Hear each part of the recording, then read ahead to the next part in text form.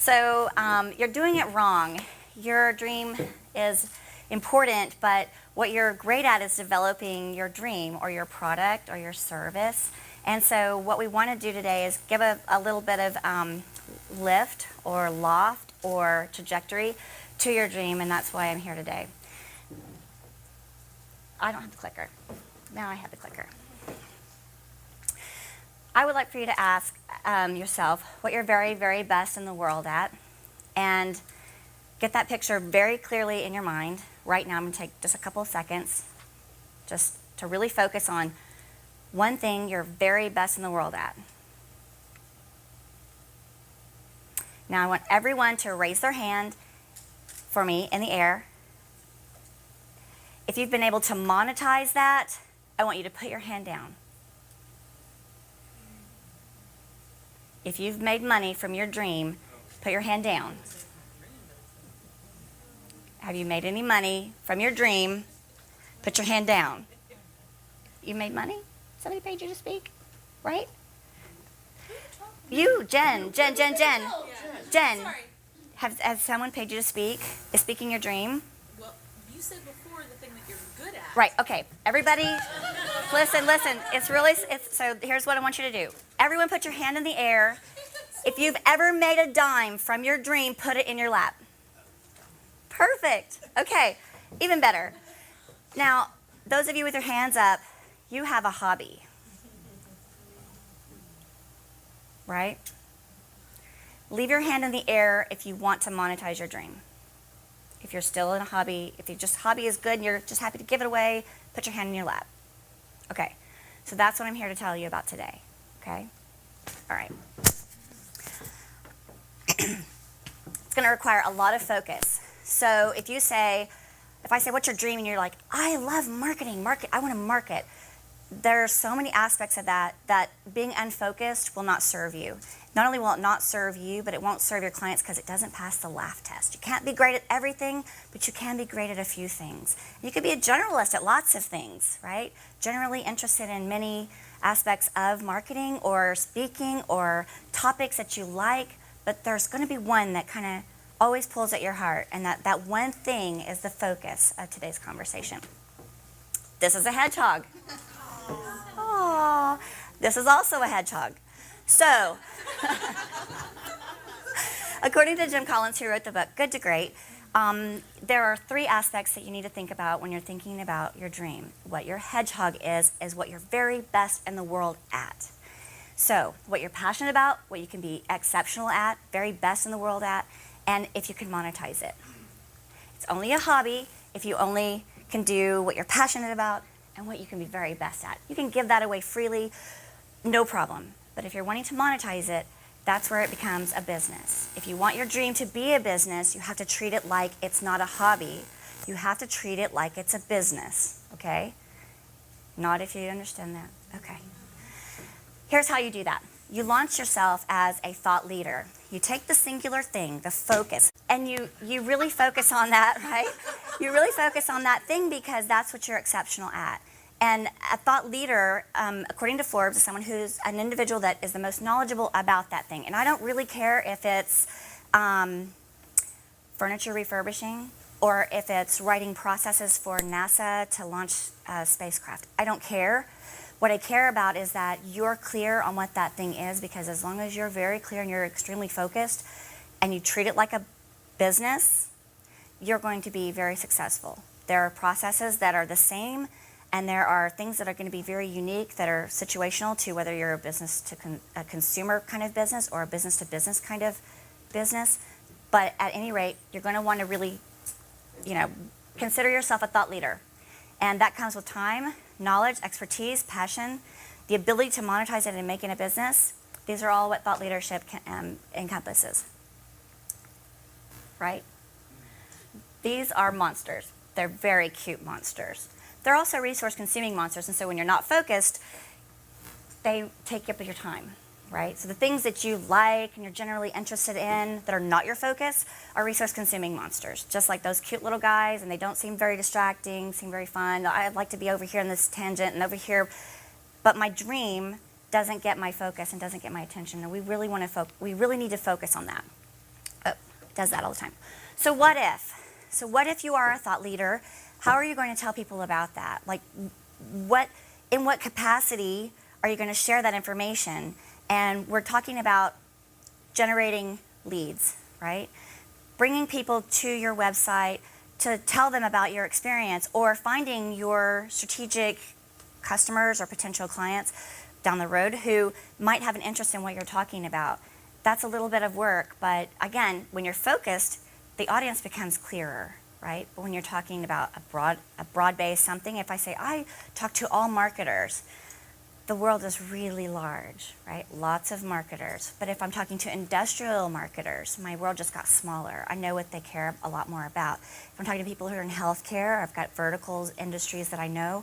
Those are things that I can become more focused at, right? So the conversations become a little bit clearer. I'm a lot more focused. We never want to waste valuable resources. So when we're not focused, we do that.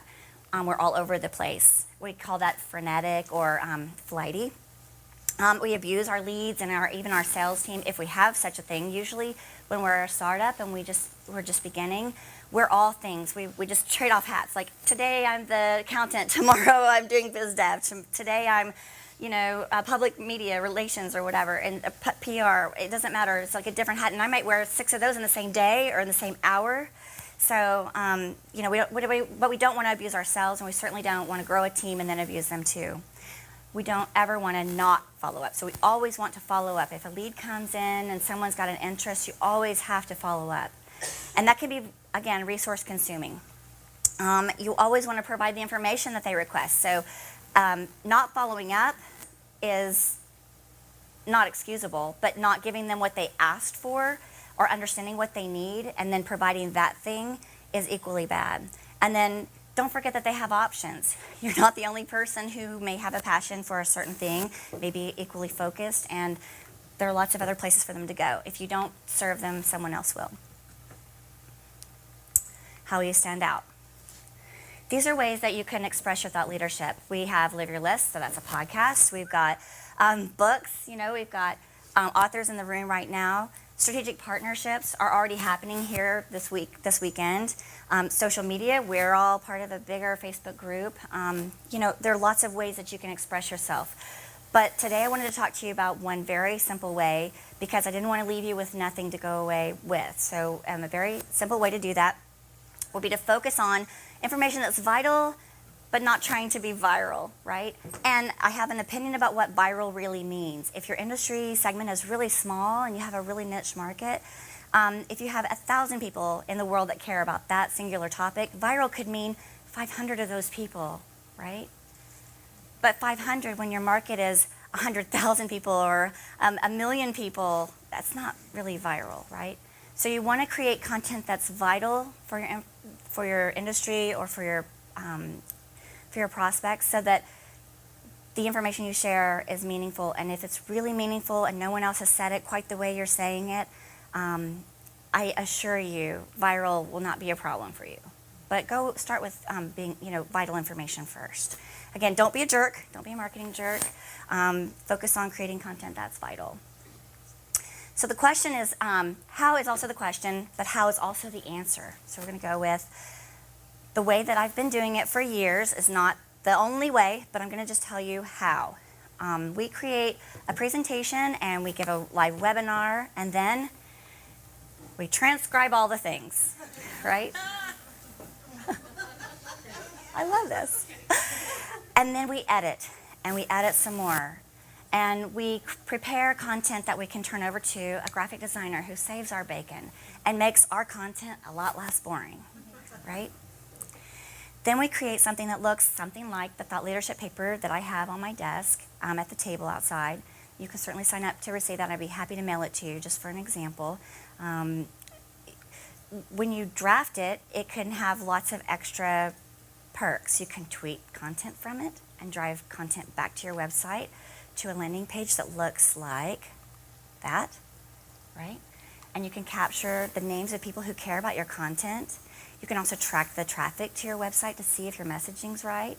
You can create extra blog content, and at the end of it have a call to action for the whole white paper if they want it. So you see there's a path to sharing your knowledge with people And all you had to do was take a step, one step. It started with a webinar, but you could start with the white paper. The only reason that I prefer the webinar is because if I sit down tomorrow to write a white paper, or a book for that matter, I get caught up in the grammar and I get frozen in the process. I don't find the time. But when I create a quick presentation and I give it live and it's recorded, it turns out that I'm speaking to real people. And so I'm conversational about it, and the content is easily digested.